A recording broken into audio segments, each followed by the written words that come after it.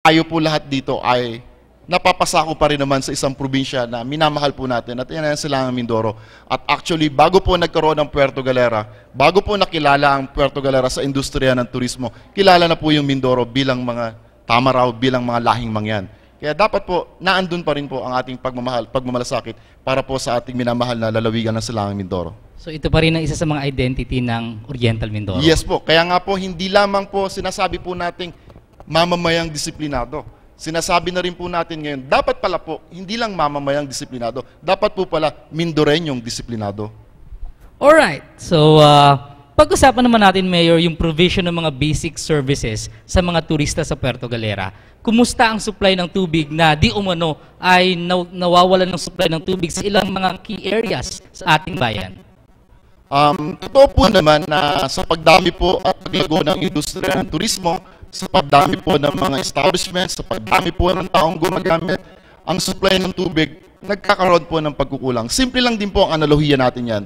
Kung kayo po ay mayroong isang pamilya na noong araw po ay 5 lang kayong membro ng pamilya, lumaki po ang mga anak, nagkaroon po ng sari-sariling pamilya, subalit depende pa rin po, nakadepende pa rin po sa ating mga magulang, lumaki po ang ating gastusin, lumaki po ang ating pangailangan. Ganon din po sa ating pangailangan sa tubig. Kaya nga po naglunsad po tayo, simula pa po nung ating unang termino, yun po tinatawag natin ating rehabilitation and expansion project with regard to our water system.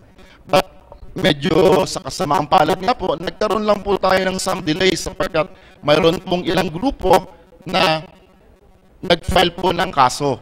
So ito pong kasong ito ang nagiging cause of delay, na kung sana po walang ganitong problema, sana po tuloy-tuloy na po ang pagsasaayos natin. Ang sabi ko nga po, sa ganitong proseso, although karapatan po nila na mag-file ng case, but then, ano ho ba ang naging epekto? Nakatulong ho ba sa ating mamamayan? Nakatulong ho ba in any parties? Kasi hanggang ngayon po, nakabinbin ang kaso. So, we cannot move forward, but the needs, patuloy na dumadami yung pangangailangan. Kaya, kahit pa paano po, gumagawa po tayo ng mga alternatibong pamamaraan para po maibisan ang mga ganitong pangangailangan. Nga lamang po, sa mga pagkakataong ganito, katulad ng summer season, yung tubig po na dapat po sana nadadala maluwag doon sa isang lugar, nadadala muna natin po bilang consideration doon po sa isang lugar na mas marami pong turista. Alright, ikalawang concern, Mayor, ay yung problema ng sewerage o ng mga kanal sa Barangay Sabang. Ano na pong update natin dito? Paano natin mas protektahan ang isa sa mga kilala ding area sa ating bayan sa Puerto Galera? Again, katulad din po ng problema natin sa patubig. Tayo po, sa unang termino pa lang po natin, binalangkas na rin po natin ang programa po na magkaroon po dapat ng sewerage treatment facility ang bayan po ng Puerto Galera, lalo na po ang Barangay Sabang. At saan po natin kukunin ang ganitong napakalaking gastusin? Alam naman po natin, hindi po tayo nag-uusap dito ng 10 milyon, 50 milyon, but over 100 million pesos para po masagot ang problema po ng sanitation. Subalit, hindi pa rin po tayo maka-move forward sapagkat napakarami po ng problema. Ito po, kanina lang, gusto ko rin pong ibahagi sa inyo, katatawag lang po sa akin ni Senator Loren Legarda. At again, chine-check niya nga po, how is the implementation of the sewerage treatment plant in Puerto Galera, which we had requested already 2 years ago sa DNR. Yun nga po yung sinasabi namin although may autonomy po ang local government, but ang sinasabi po ni Mayor Dolor, meron pong ganitong sitwasyon. Kami po isang anak na maliit. Yung isang anak na maliit, kumakatok, humihingi ng tulong sa kanyang tatay. Sino ba ang tatay ng Puerto Galera? Di ba yung presidente? Kaya nga sabi po namin, ang bayan po ng Puerto Galera, we create an impression. And the impression we create does not only reflect Puerto Galera. It reflects the province, and worse, it reflects the entire country. Ngayon, tutulungan nyo ba kami o hindi? Hindi kaya po ng bayan ng Puerto Galera sapagkat ang bayan po ng Puerto Galera is only composed of 32,000 people. Napakakunti lang po namin. Pero maunlad lang po yung industriya ng turismo namin. Pero kung titingnan niyo po, napakakaunti lang ng tao. So saan po kami hingi ng tulong? Doon po sa ating national government. And lucky to say also, kami po ay binigyan na po ng konting assurance sa tulong na rin po ng ating mahal na gobernador, Governor Boy Umali, na ito po ay sa di malayong pagkakataon ay matutugunan na po natin sapagkat ipiniprepare nga po natin ang bayan ng Puerto Galera para po sa ating hosting ng World Congress of the Most Beautiful Bays in the World come September or December 2015. Alright. Noel's part question number 1, Mayor. Sa tingin mo, may kinalaman ang politika sa mga delaying, factors o issues na ito sa mga programa mo? Honestly, sa panahong ito, ayaw ko pong isipin. Sapagkat tayo po ay naririto para maglingkod. Ang sabi ko nga po, ano ho ba ang gusto ng politiko? Ano ho ba dapat ang ginagawa ng politiko? Di ho ba dapat maglingkod? Dapat intindihin kung ano ang pangailangan ng kanyang mga nasasakupan. So ano ang role ng politika sa politiko? Ang politiko dapat naglilingkod. Dapat ang politiko hindi namumulitika. Ang politiko naglilingkod. Alright, very well said. Politiko, naglilingkod. Okay, puntahan naman natin ang isa pa sa pinakamainit na issue sa Puerto Galera, ang EUFP, na di umano ay sa tagal na implementasyon na ito ay wala pang proyektong isasagawa at prone sa korupsyon. What can you say about this, Mayor? Well, sino ba nagsabi niyan? Kung babasahin niyo po ang ordinansa na siyang basihan po kung paano po at saan gagamitin ang bawat pera na makukolekt sa environmental users fee, siguro po masasabi po natin nasa tamang direksyon po tayo.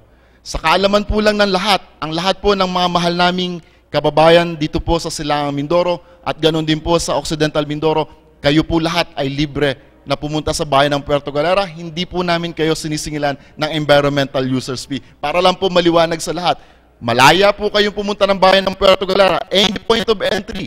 Dito man po kayo dumaan sa south, sa ating national highway, doon man po kayo dumaan sa Batangas, going to Puerto Galera, definitely you are exempt from paying the environmental users fee. Dapat alam po nila yan.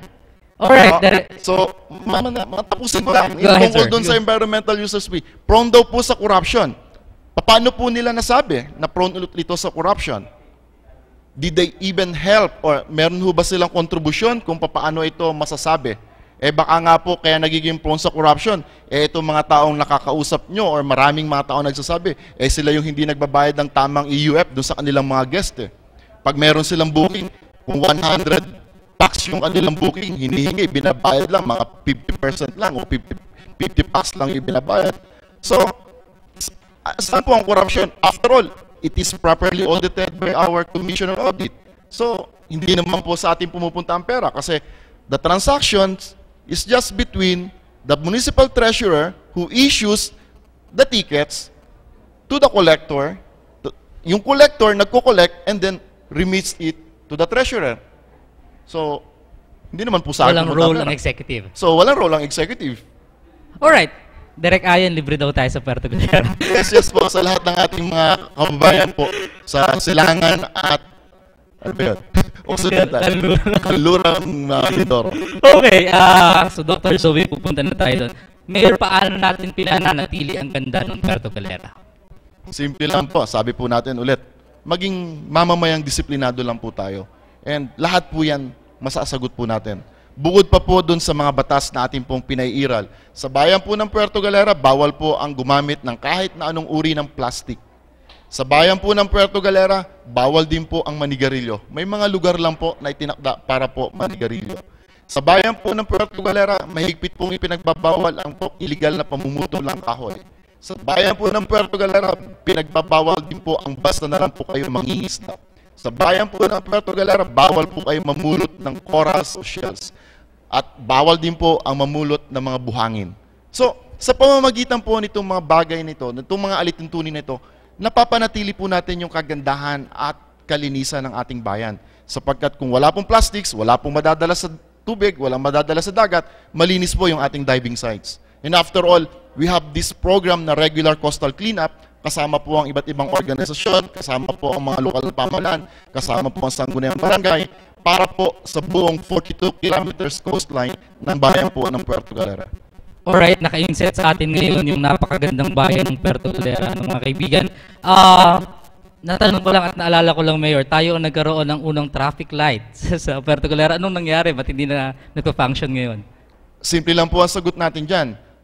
Nung matapos po nating turuan ang tao at maging aware na sila sa paggamit ng traffic lights, hinihintay lang po natin matapos po yung kalye, matapos lang po yung drainage para po ilagay na natin yung tamang traffic lights. sapagkat ayaw din po natin na ilalagay po natin, tapos kapag ginawa po ang karasada at ang ating drainage, tatanggalin po ulit natin. Alam naman po natin, ang proyekto po ng gobyerno, kapag nailagay po at ito inalis, hindi mo na po maibabalik sa tamang dapat niyang kakalagyan, dun sa tamang itsura niya, dun sa tamang function niya. Kaya yun lang po yung hinihintay natin. And as a matter of fact, naka-order na po yan, naka-bid na po yan, kasi na-advise na rin po tayo ng Department of Public Works and Highways na yung part ng National Highways po ay gagawin na. So sabi ko, tama-tama, ngayon 2014, hopefully kasi nakasalalay din itong paglalagay ng ating bagong traffic lights doon sa pagtapos ng drainage natin. Pag nagawa ito, balikan po ulit ninyo ang bayan ng Puerto Galera. Tingnan mo kung may bagong traffic lights. Alright, titingnan natin yan. Dahil unang-una talaga sa bayan na sa Oriental Mindoro, naglagay kami. Okay. Sa dami nga po ng dumarating na turista, lalong-lalo na mayor ngayong Holy Week na ito, marami pa rin ang nagtatanong, bukod sa EUF, sir, ano pa ba yung mga dapat bayaran? Siyempre, kapag budget trip yung pupuntahan mo, pamilya kayo, naka-budget lahat yung dapat mong gastusin sa pagpunta sa bayan ng Puerto Galera. Bukod sa EUF, sir, ano pa yung mga fix na dapat bayaran sa atin? O meron po ba dito o sadyang optional na yung ibang babayaran nila pagpasok sa ating bayan? Actually, kung kayo po isang turista na nagnanais na pumunta sa magandang bayan po ng Puerto Galera, ang inyo lang po talagang babayaran na sabihin na po natin your share to maintain the cleanliness of our environment is the environmental users fee. Other than that, wala na po. Yung iba pong mga sinisingil o yung iba pong mga bayarin na sinasabi po sa inyo, depende na po yun sa services na gusto po ninyo. Halimbawa po, magbi-beach hopping po kayo. So, mag-hire po kayo ng isang boat o yung bangka. So, magbabayad po kayo doon sa bangka na sasakyan ninyo. Halimbawa din po, gusto po ninyo mag-snorkeling. So, kung kayo po ay pupunta doon sa mga snorkeling sites natin, may kanya-kanya po rin siyang bayad. Bilang bayad po dun sa serbisyo na ibinigay ng inyong guide. Kasi bawat turista po may guide boat po. May tao po na titingin sa inyo para masigurado po na hindi tayo magkakaroon ng problema. So yun po yung binabayaran. And that goes directly dun sa taong nagbigay sa iyo ng serbisyo. Hindi naman po sa local government pumupunta yan. So ang sa amin lang po, the environmental users fee. And all the rest, depende na po kung anong services o kung anong gusto po rin yung gawin sa pagtigil po ninyo sa bayan ng Puerto Galera. Mayor, nung isang araw kasi nabasa natin sa Facebook page yung post ni Municipal Administrator Rafi Katakis, ano po, na meron di umano ng mga bangkero na hindi naniningil ng fixed price na doon sa bangka. Sa halip na 100, 200 yung sinisingil. Ano po yung mga ginagawa natin sa mga ganitong, hindi naman siguro lahat, pero ilang abusadong bangkero o kaya ay mga negosyante sa ating bayan? Alam niyo po, mahigpit po ang tagubilin po natin sa ating Municipal Tourism Officer, sa ating pong Municipal Licensing Officer, na kapag mayroon pong mga ganitong bangkero, may mga ganito po tayong mga frontliners na hindi sumusunod at hindi po tumutupad kung ano po ang itinakda ng batas, mahigpit po ang tagubilin ni Mayor Dolor na sila po, number 1, isuspinde para po bigyan ng leksyon, sapagkat ito rin po ang nakapaloob doon po sa ordinansa ang kanilang vina-violate, doon po sa ordinansa ang kanilang hindi sinusunod. Kaya po, masasabi ko po natin na kung meron man po mga ganong pangyayari, siguro kailangan ko po uling dublihin ang paalala ko doon sa aking Municipal Tourism Officer at doon sa aking Municipal Licensing Officer para maiwasan na po ang mga ganitong mga pangyayari. Short question number 2, gaano kabigat ang political will mo na tanggalin ang mga ganitong abusadong miyembro ng bayan ng Puerto Galera? 101% po. Sapagkat hindi nyo po may tatanong, ako naman po ay nasa aking huli at ikatlong termino na po bilang punong bayan ng Puerto Galera, at ang ninanais na lang po natin ay ang maglingkod ng buong tapat at kagandahan po. At maalala ko lang, yung sinabi po ni yumaong Secretary Jess Robredo na dapat daw po ang mga lingkod bayan ay hindi lamang sapat na maging matino at hindi naman daw po sapat na maging mahusay lamang. Ang dapat daw po sa mga lingkod bayan na katulad po namin ay maging matino at mahusay. So sa pamamagitan po ng dalawang salitang ito, doon po natin gustong tapusin ang ating pong paglilingkod bayan sa bayan ng Puerto Galera sa pagiging matino at sa pagiging mahusay para po buong-buo po nating may patupad kung ano po ang nararapat, kung ano po ang sinasabi ng batas, kung ano po ang regulasyon, kung ano po ang pulisiya. Alright, may naiisip ako direct na tanong kay MD pero next year na lang dahil masyado pang maaga. Last term na ni MD. Isa sa pinakamainit na issue kinakaharap mo ngayon bilang isang public servant ay ang pag-file ng graft and corruption case iyo ng PG Bidea. Pakiliwanagan po kami sa issue ito. Direct, gano'n pa kahaba yung oras ko dito? Kung isang oras, sige lang, simulan ko sa simula dahil kwento po ito. Yung pinakamaikling, pwede natin ipaliwanag. Paano kung may papaliwanag ng maayos kung konti lang yung... 5 sentences na ako, sabi ni Direk. Okay. Well, ang pagpapile po ng kaso, yan po ay karapatan ng kahit na sino. Pero with regard po sa graft and corruption practices, hindi ko po alam kung paano po nila nasabi at alin. Sapagkat ang punteriya po ng kanilang kasong i-file ay they are questioning o tinatanong po nila ang mga buwis na itinakda ng lokal na pamahalaan na kanila pong binabayaran. Alam naman po natin sa Local Government Code, ang bawat munisipyo o ang bawat gobyerno, lokal na pamahalaan ay mayroon po tayong tinatawag na Revenue Code. Ang Revenue Code po, sinasabi po sa batas, every 5 years kailangan mong papalitan. So, kung ikaw po ay nag-amend ngayon, ang amin pong last revisions of the Revenue Code was 2004. Ibig sabihin, 2009, after 5 years, dapat po nagkaroon ng revisions. Pero hindi po ginawa sa bayan ng Puerto Galera ang 2009 revisions. Sa halip, ginawa po ito 2010. 2010, nagkaroon po ng tax revisions. Siyempre po, kung ikaw po ay lokal na pamahalaan at sinasabi po ng batas, kapag ikaw ay nag-revise ng Revenue Code, kailangan ito ay pataas. Walang revisions ng Revenue Code na pababa sapagkat ang serbisyo dumadami, ang tao dumadami, ang pangangailangan ng tao dumadami. E paano ka makakasagot doon sa pangangailangan na yan na hinihingi ng iyong mamamayan kung pababa ang revisions ng iyong mga na bayarin? So, 2010, nagkaroon ng revisions ng Revenue Code. 2011, naaprubahan ng Sangguniang Bayan, naaprubahan ng Sangguniang Panlalawigan. 2012, sinimulan po natin na ito ay implement. 2012, 2013, 2014.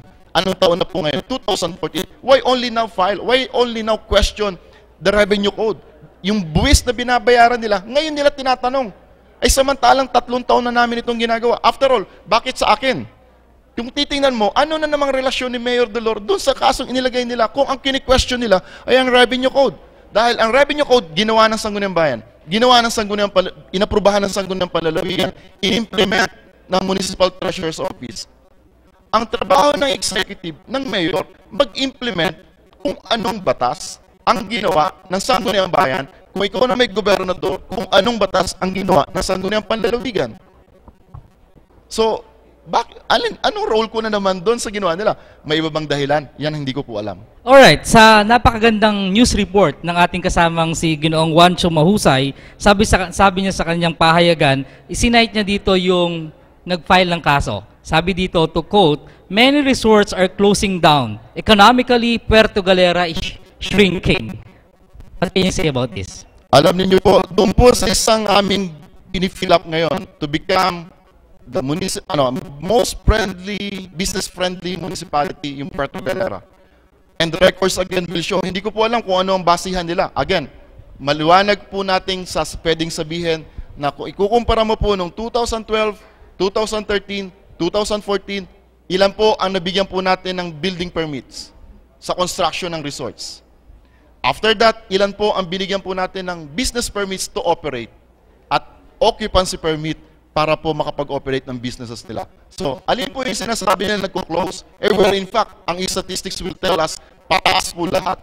So, hindi ko talaga maintindihan ano ang basihan, the shrinking economy of tourism in Puerto Galera, where in fact, you go Puerto Galera now and tell me honestly, bumabagsak ba ang industriya ng turismo? Yung Malasimbo Music and Arts Festival ba namin is a sign of shrinking economy or tourism industry?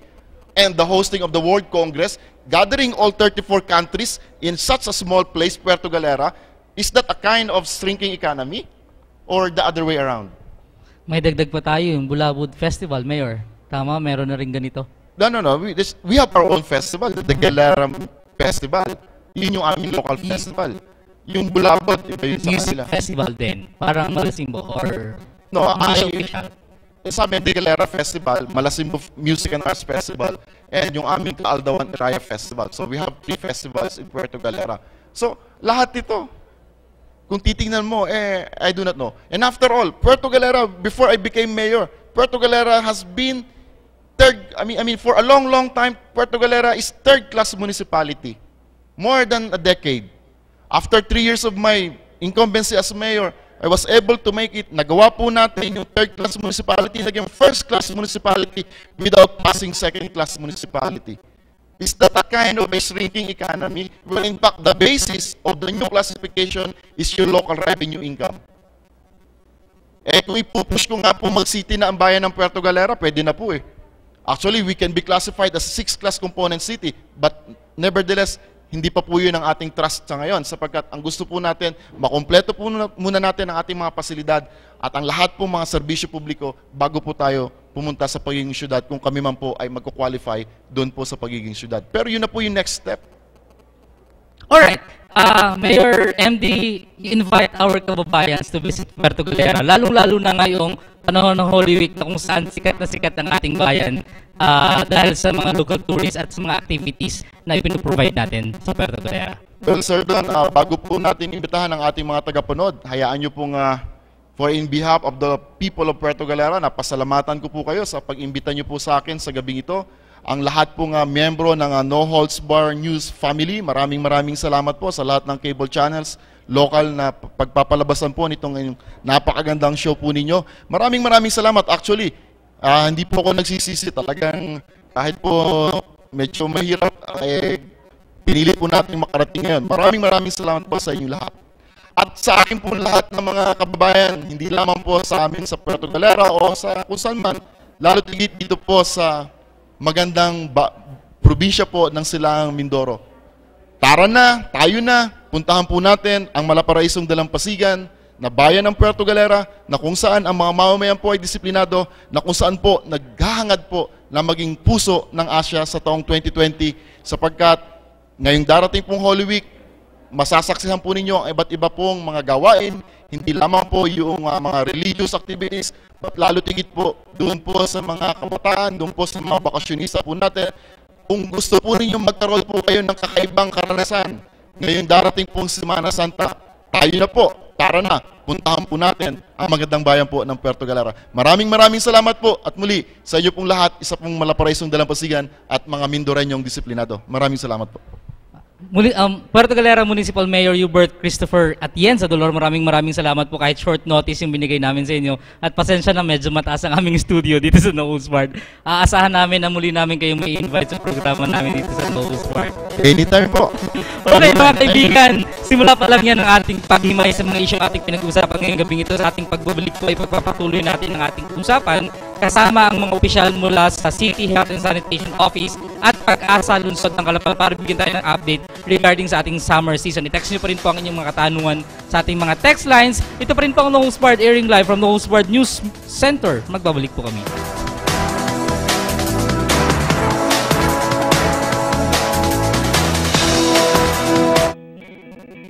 In a world of countless opportunities lies the great challenge of choosing what is best for you. With the advent of modern age come better choices and bigger risks. Let the Divine Word College of Caloocan walk with you towards the right direction. Dito, holistic. Lahat ng goals mo pwede mong ma-achieve. Once you're enrolled, wala ka nang dapat alalahanin pa. DWCC will be with you every step of the way. This is a place that develops your total personality and celebrates your individuality.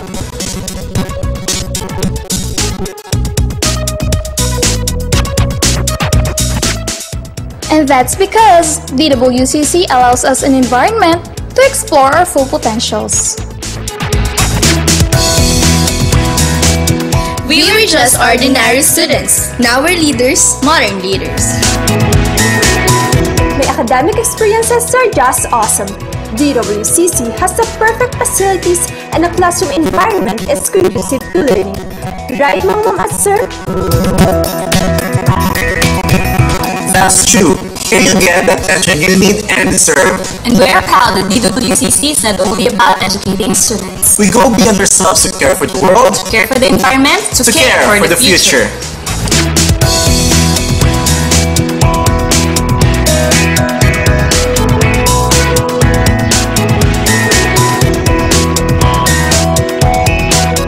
Opo naman ate, DWCC makes sure that each educational programs are accessible to everyone. At isa pa po ate, sinisigurado lang din that you get what you pay for. Seasoned professionals, the best facilities, and of course, quality education. So ate, ano pang hinihintay mo? Dito ka na!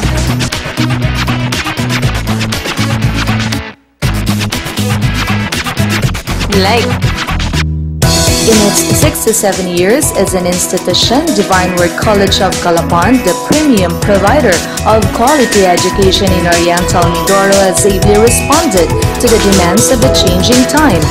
DWCC believes that any goals can be achieved by living one's vision, fulfilling a mission, and going beyond oneself.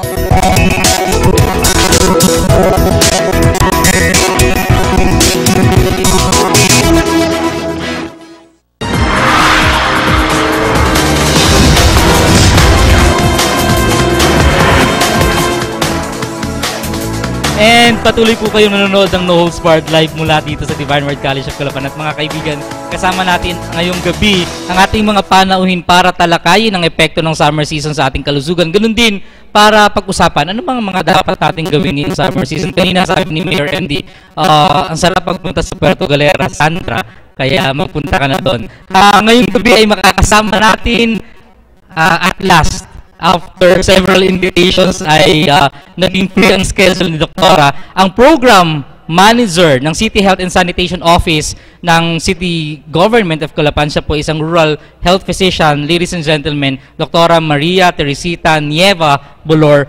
Ma'am, good evening and welcome to the show. Good evening Don. Good evening sa lahat ng nanonood ng No Holds Bar. Okay, at hindi naman iba sa inyo ang ating susunod na bisita. Siya na nga ang ating resident weather expert dito sa No Holds Bar dahil na-invite natin siya kapag may bagyo. Una agad namin naiisip sa Sir Ferdy kapag may bagyo. Ang ating pong resident meteorologist, siya po ang head ng pag-asa dito sa lungsod ng Calapan, Mr. Ferdy Valdevilla. Sir, good evening. Yes, good evening din doon. Ganun din sa inyong mga viewers dito sa No Holds Bar. Oo, marami kang fans sa Facebook. Ikaw ay kinocongratulate na ulit at nandito ka sa No Holds Bar. Unang tanong ko, Sir Ferdy, kailan officially nag-start ang summer season? Well, yung summer season natin this year, officially nag-start siya nung March 28. No? Bali, medyo late siya compared to last year, which is March 18 last year. So medyo late yung kasi ang isa lang naman kasi yung binabantayan ng agency na para ma-declare officially yung ating summer season, which is yung ating northeast monsoon or yung locally known as amihan. So isa siyang seasonal winds. Ang season niya is from November to February. And ngayon nga, umaabot siya ng late March. So once na-terminate na yung yung amihan natin, so that is the time na pwede na namin i-declare na officially nag-start na yung ating summer season. Sa layman's term, Sir Ferdy, kapag ang amihan na nanggagaling sa silangan, tama po, ay tumigil na at pumasok naman ang easterlies. Easterlies. Yun ay summer season na. Yan na. So hangin na pinagbabasihan. Oo, yung hangin kasi nun, yun ang nagdadala ng mga makapal na ulap. Siyempre, pag meron tayong makapal na kaulapan, malaki ang posibilidad na magkakaroon tayo ng mga pag-ulan. Hindi siya sa taas ng araw. Hindi. may mga ilang ganyang kasabihan dito, mga paniniwala na kapag sobrang taas ang araw. Sabi ko, hindi naman ata. Okay, Doktora, ano yung mga karaniwang sakit na mararanasan ng ating mga kababayan ngayong panahong ito, lalong-lalo na sa mga kabataan? Ang alam ko dyan, hindi mawawala ang buwang araw. Tama ka doon, palibasa ay mainit, dahil sa warm temperature, syempre yung sunburn, Tapos, isa pa dyan yung mga viral diseases or eyes, yung namumula ang mata. Tapos, pwede tayong magkaroon ng pagtatae o pagsusuka, secondary sa food poisoning. Kasi yung mga pagkain natin, mga street foods, pwede rin tayong magkasakit sa balat. Kasi pagligo natin dun sa mga, lalo na yung mga swimming pool na hindi masyadong na-maintain, so unhealthy, at posible din yung viral diseases na bulutong tubig. Meron din siya ngayong summer. Okay, unahin natin yung common na bungang araw. Ano yung pinakamabilis na paraan para mais ang kati niyan, lalong-lalo na sa mga bata? Usually kasi pag bungang araw, binibigyan lang namin para sa kati, yung antihistaminic. Sabi nga nila may powder, yung na binibigay, pero hindi naman siya talaga recommended. So, ang lang is maligo ng maligo para mais yung kati. No? Okay. So, hindi totoo. Effective din, but ito po, doktore, siguro bata pa si Ate Ayen ay ginagawa na ito. Yung paglalagay ng gawgaw sa bungang araw? Hindi siya recommended actually yung paglalagay ng gawgaw. Baka lalong grumabe yung, ano ang tawag dito, yung bungang araw. O harina? Lalo na. So, pinaka-effective at medically approved na gamot dito yung paliligo? Paliligo. Lagi paliligo. Pangalawa, pinag-usapan na rin natin ng skin diseases. Bukod sa sore eyes ay yung pigsa. Pigsa is infection Infection yan. So, ang pigsa kasi magagamot yan po binibigyan natin ng antibiotics. Ang problema kasi sa atin, nagsa-self-medicate tayo. Sa ngayon, bawal kasi tayong bumili ng antibiotics without doctor's prescription. So, kailangan talaga is mag-consulta tayo para mabigyan tayo ng tamang lunas para sa ating mga sakit. Heat stroke. Yan, hindi ko nabanggit kanina. Yun nga, dahil sa tindi ng init ng panahon. Kaya para maiwasan natin to, dapat hindi tayo lumalabas ng bahay sa oras na matindi ang init. Diba? Usually it's 10 to 2 o'clock in the afternoon. So, at saka yung pag-inom siguro ng maraming tubig. Ilan ba dapat yung iniinom natin tubig? Kasi marami sa atin is tamad uminom ng tubig. So, dapat mga 8 to 12 glasses of water. Sabi nga namin, hindi naman isang upuan ninyo, iinumin nyo yung tubig kasi malulunod kayo. So, ano natin is doon sa buong 24 oras, dapat nakaka-consume tayo ng mga 8 to 12 glasses of water para maiwasan natin ito, lalo sa sobrang init ng panahon. Pwede tayo magtuyo yung dehydration. Yun. So, para maiwasan natin yung mga bagay niyan dapat gawin natin. Before ako magtanong kay Sir Ferdy, Doc, one time sa national TV, merong nabalita na heat stroke na nasa loob lang ng bahay. Paano po ito nangyayari yung mga ganito? Nasa loob ng bahay, baka sobrang init din or baka may ibang problem itong pasyente. Hindi naman siya outdoor lang Baka may iba siyang coexisting na sakit na hindi natin, baka alam natin, baka may hypertension yan. So, maaaring ang manifestation akala heat stroke, pero nag-stroke talaga. Yung tinatawag natin cerebrovascular disease. So, parang, Doc, ina-attribute lang natin sa heat stroke. Maaari. Alright. Sir Ferdy, hanggang kailan natin mararanasan itong init ng panahon na ito? Well, may category din naman tayo. Kung may category tayo pag officially declare ng summer, so yung pang-end ng summer, meron din tayong parang requirements. So ang kailangan lang is pumasok naman yung counterpart ni Amihan, yung si Habagat. So once na nag-entry na yung si Habagat, kailangan meron tayong 5 selected stations na makakapag-record ng 25 mm rainfall, accumulative yun, within 5 days. Sa inyong observation, sir, sa office natin, usually sa mga nakaraang taon, anong buwan o anong buwan pumapasok yung habagat? Ang pinaka-earliest na pumapasok tong habagat is mga 3rd week ng May. Pero pag minsan, especially pag may El Nino, may existing El Nino, nalilate siya hanggang mid-June bago tayo nakaranas ng ating habagat. Okay, dahil nga ang pagpaliligo ay, doktora, ang ating nire-recommend, lalo na sa ganitong panahon, ano yung advisable nating lugar o lugar kung saan pwedeng maligo? Yung bang paliligo na maghapon sa dagat o sa swimming pool ay advisable just to, protect yourself from the heat of the sun? Katulad ng binanggit ko kanina, kailangan iwasan mo yung oras na talagang sobra